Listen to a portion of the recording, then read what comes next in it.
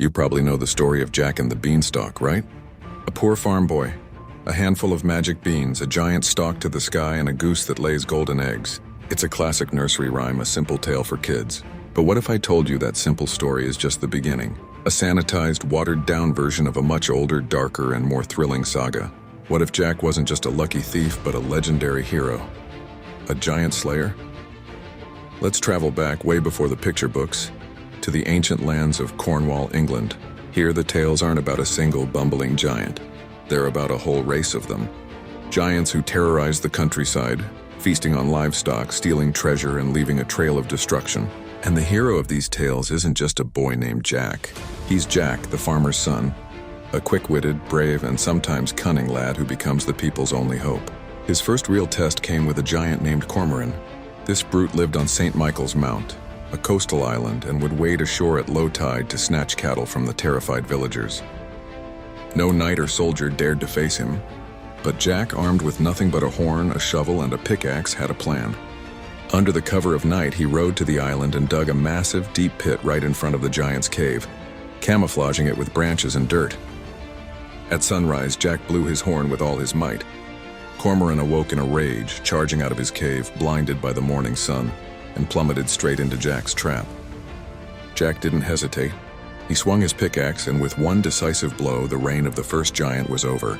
He was no longer just Jack, he was Jack the Giant Killer.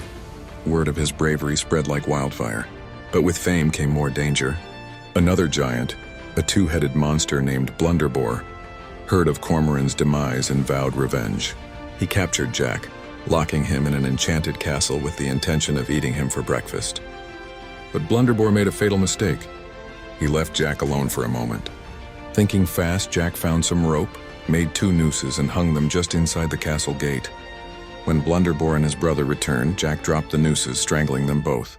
He then freed the other prisoners in the castle, who were noble lords and ladies, and they showered him with treasure as a reward. Jack's adventures were just getting started.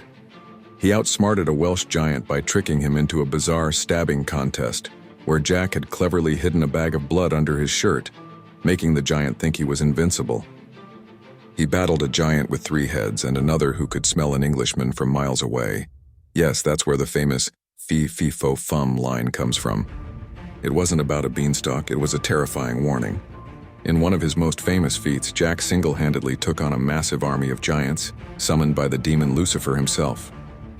He used his wit, a magical sword, a cap of knowledge, a cloak of invisibility, and shoes of swiftness, gifts he'd earned from his previous conquests. He wasn't just a lucky farm boy anymore. He was a full-blown fantasy hero, equipped like a character from Dungeons & Dragons. The story of Jack the Giant Slayer is a journey. It shows how an ordinary person, using their courage and intelligence, can stand up to overwhelming power. It's a reminder that heroes aren't just born with super strength. They are forged in the face of impossible odds. The beanstalk and the golden goose? That's the nursery rhyme. The pitfall traps, the 2-headed monsters, and the battles against demonic armies? That's the legend. And it's a legend that proves that sometimes the greatest giants can be felled by the smallest and cleverest of heroes.